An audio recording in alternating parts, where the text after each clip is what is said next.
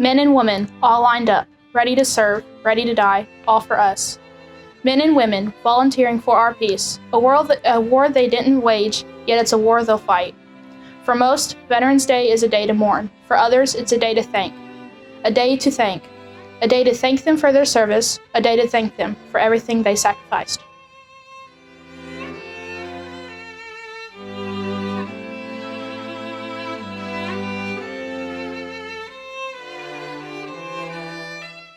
This is America. Greatness cannot be denied here, and neither can you. My homeland was born on the free people's homestead, born on the idea of living a life worth living a life that is yours. Choice is not a topic of debate here because everyone has it. Every breath you breathe free, every step you choose to take, and every idea is a free thought. No one to tell you no but yourself. Oh, how much pride I have in saying, this is America.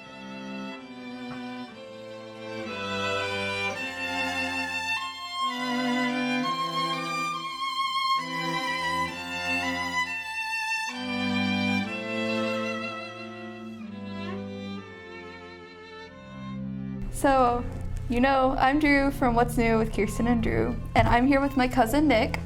So, what branch of the armed forces did you serve in? I served in the United States Air Force. How long were you there, and when was it? So it was between 2011 and 2015. It was a 4-year enlistment. Cool. So what inspired you to serve our country in the armed forces? Well, my dad served in the Navy for 11 years. My older brother Lee served in the Army National Guard for 6 years. And then our grandfather Paul, he served in the Army as well. So it was kind of a family thing, even though it wasn't anything I actually expected to want to do. But when you know, you know. Yeah.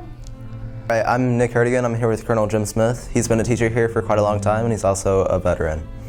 What branch of the armed forces did you serve in? I was in the United States Army for 26 years. Dang. Dang.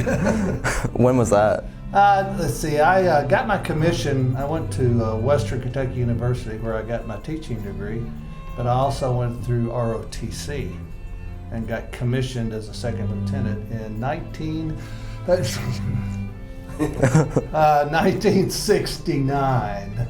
So that was a long time ago. Well, see, I met my wife there, and we just had our 50th wedding anniversary, so that was a while ago. That's awesome. All right, so what inspired you to do that? My family, my father, my mother's brothers, and all that, they were military, and of course they had participated in World War II, both on the European front and the Pacific front. And I heard all the war stories and what went on, and I guess I became a patriotic person.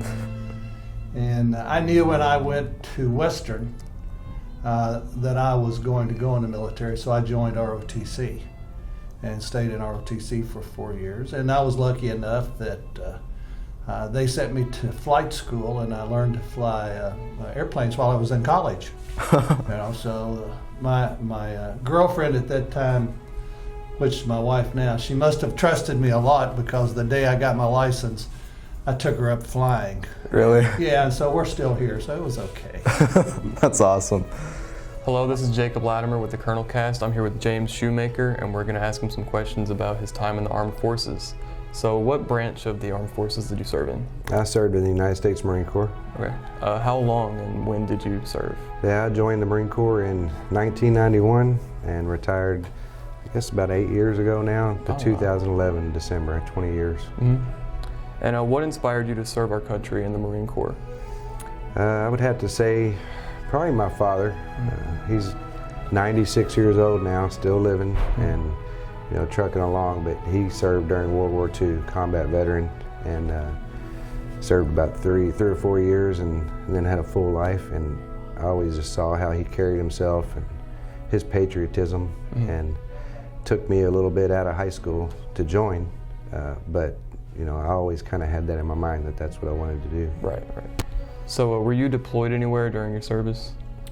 Well, most of the first part of my career, it was, we were pretty much in peacetime, and I served in North Carolina and Tennessee, Hawaii, Florida, Arizona, Japan. Those were my base duty stations. And then eventually I was deployed to Sri Lanka for some tsunami relief efforts. Did 3 tours in Iraq and 1 tour in Afghanistan. And actually my last tour in Afghanistan got back from Afghanistan, retired 1 month later. So that was my twilight tour. So yeah, been a little bit everywhere, but not as much as some, but Right. It's a lot of experience to see the world. Oh yeah, I bet. Yes, sir.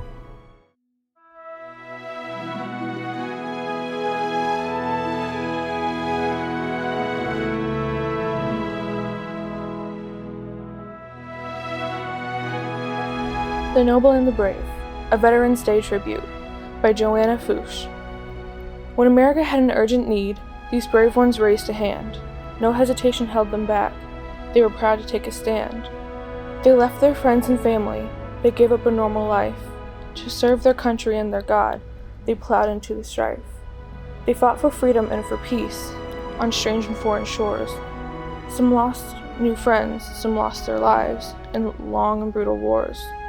Other veterans answered a call to support the ones who fought. Their country had requirements for the essential skills they brought. We salute every one of them, the noble and the brave, the ones still with us here today, and those who rest in a grave. So here's to our country's heroes. They are cut above the rest. Let's give the honor that is due to our country's very best. How did your time in the armed forces help you prepare for your life now? A lot of the education that I was able to get and the training that I was able to get in the job that I was doing directly related to what I do now as a civilian. So that really helped me, along with the determination that you have to make it through all the training and the discipline to get everything done and to work as a team. So what I do now is a kind of a information security engineering role with where I work, and it directly relates to what I was doing in the Air Force. My job in the Air Force was cybersecurity, and so pretty much everything that I learned serving, I do now as a civilian. So how did your time in the armed forces help you with teaching? Did you bring anything from that? You know, college, the big deal of college, and which I think is not necessarily the academic side of it, but it teaches you to make decisions. You know, whether they're right or wrong, it ends up as a decision-making process, whether it's in math or science or whatever. And that was very important going into the military, because I went as an officer and ended up commanding several different types of units, all the way up to a brigade, which was, you know, several thousand troops, and even got deployed. I didn't, but I deployed my unit to Desert Storm, which I think you've probably heard of. Yeah. Desert Storm, several years ago. And, you know, the decisions that had to be made were pretty tough, but I'd learned the process, and you're responsible for it. You know, they put that in your lap and say you will make those decisions. So it helped. It helped a lot in going. And even I flew helicopters. You know, and when I was flying, there was a lot of decisions had to be made. So it was good. So I bet a bunch of kids were no problem for you. Most of them. Most of them. And how did your time in the armed forces help prepare you for life now after you're out? Oh, it's multiple things that helped me prepare. Of course, most of my life has been in the Marine Corps, but I have to say, number one is just the people that you work with in the Marine Corps. You change your perspective on life, and the diversity of the people, where they come from, all over the country, all over the world, and learn to work with different people. And the leadership principles and traits the Marine Corps instills in you. Right. You don't necessarily learn that as a young man, except maybe from your parents, but they kind of go a little bit more in depth with it, and that helped me prepare for life, I believe, and made me a better man for it. Definitely. Thank you so much for your service, and thank you for your time in this interview. Thank you, Jacob. I appreciate it. Any stories you want to tell, or any advice you have for people who might want to go into the armed forces or anything? You might think, I don't think that I was destined to join the Marine Corps. I don't think I was born a Marine. Of course, you have to earn that, Right. or any armed services. But a lot of people have misconceptions about it, that it might be a last resort. But I would say for a lot of people it's a first resort, because they instill in you things for life to make you successful, and they make you a better citizen, Right. and a better family man or woman. And I think it's a good thing. And that one thing that I say, I'll probably hear this next week, but if you want to know what your weaknesses are and you want to know how to overcome them, join the Marine Corps. If you want to know what your strengths are and how to exploit them, join the Marine Corps, because they'll tell you how to. Right. And that's pretty much it. All right.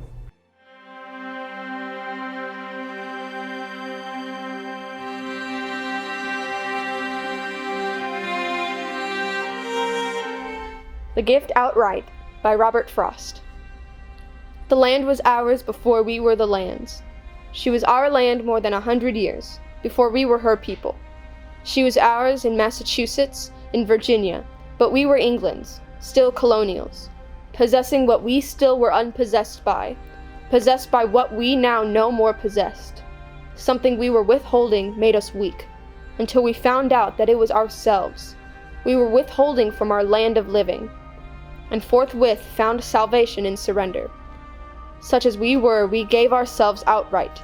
The deed of gift was many deeds of war.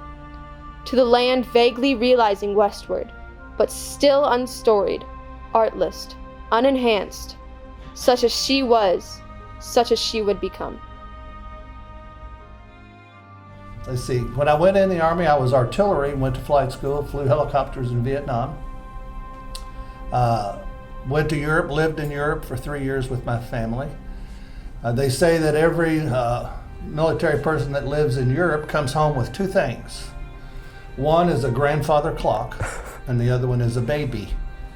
And we did. We came home with a grandfather clock and a baby. And that was we got to travel all over Europe and see things and drive my car as fast as I could possibly drive it on the Autobahn, which have no speed limit. And when someone crashes, they die. I bet. It's just it's that simple. And then came back to the States and spent a lot of time at Fort Sill, Oklahoma.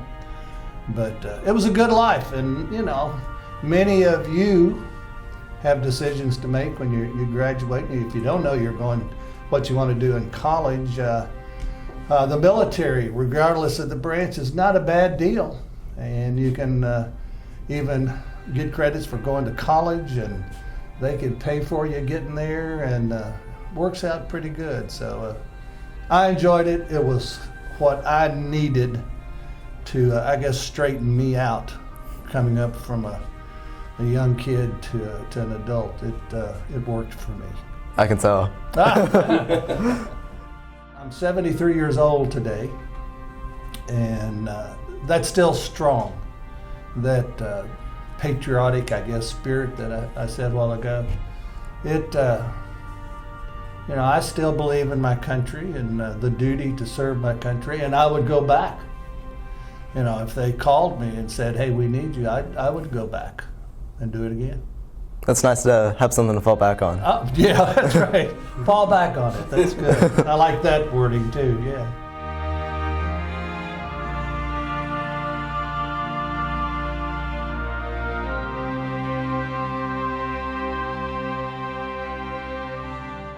Still a soldier. I lay here today a soldier. I know some don't understand. I will try to explain, so maybe you can. I served my country for many a year. I retired long ago. The soldier's still here. I put on my uniform. I worked to foreign lands. The soldier I was is still in the man.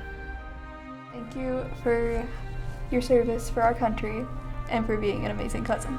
Thank you. No problem. All right, Thank you so much. Thank you for what you guys are doing for Veterans Day. Of course. Thank you. All right, thank you. All right, well, thank you for your service, and thank you for coming in for the interview. Well, I appreciate that, and go Colonels.